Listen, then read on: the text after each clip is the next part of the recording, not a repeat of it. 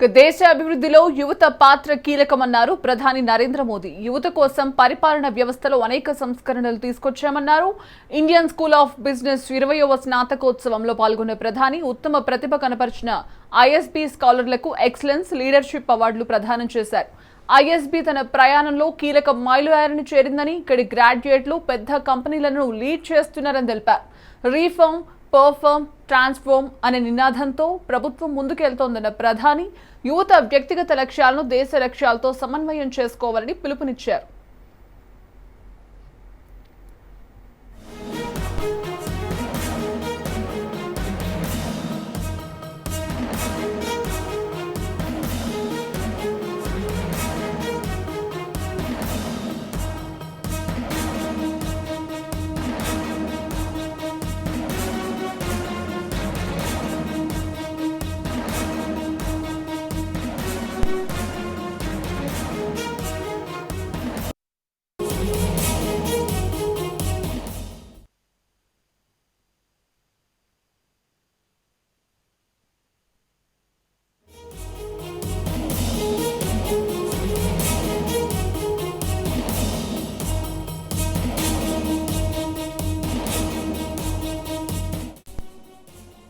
भारत में जो आशा है, लोगों में जो आत्मविश्वास है,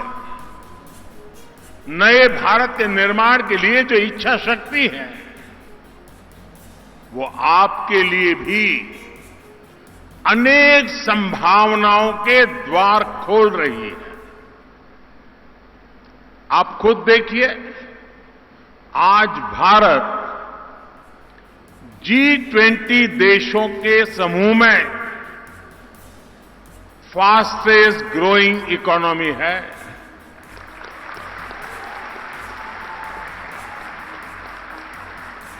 स्मार्टफोन डेटा कंज्यूमर के मामले में भारत पहले नंबर पे है।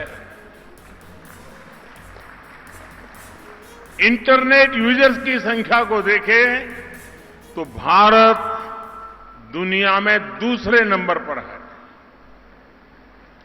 ग्लोबल रिटेल इंडेक्स में भी भारत दुनिया में दूसरे नंबर पर है। दुनिया का तीसरा सबसे बड़ा स्टार्टअप इकोसिस्टम भारत में है। दुनिया का तीसरा सबसे बड़ा कंज्यूमर मार्केट भारत में है। आप जैसे युवाओं की तरफ से आने वाले जो सॉल्यूशंस हैं, उन सॉल्यूशंस को इंप्लीमेंट करने के लिए, आपके आइडिया को देश की ताकत बनाने के लिए हमारी सरकार हमेशा देश की युवा शक्ति के साथ खड़ी है।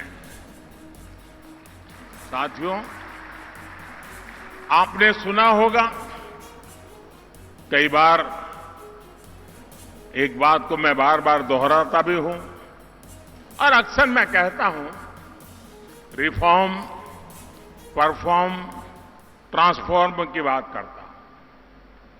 ये मंत्र देश में आज जो गवर्नेंस है उसे डिफाइन करता है। ये आप जैसे मैनेजमेंट के स्टूडेंट्स, प्रोफेशनल्स के लिए भी बहुत अहम।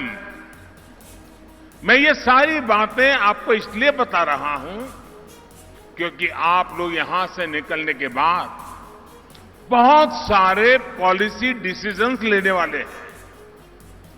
पॉलिसी सिर्फ ड्राइंग रूम पर अच्छी हो, कागज पर बेहतर हो, जमीन पर अगर नतीजे ना दें तो उसका कोई लाभ नहीं होता।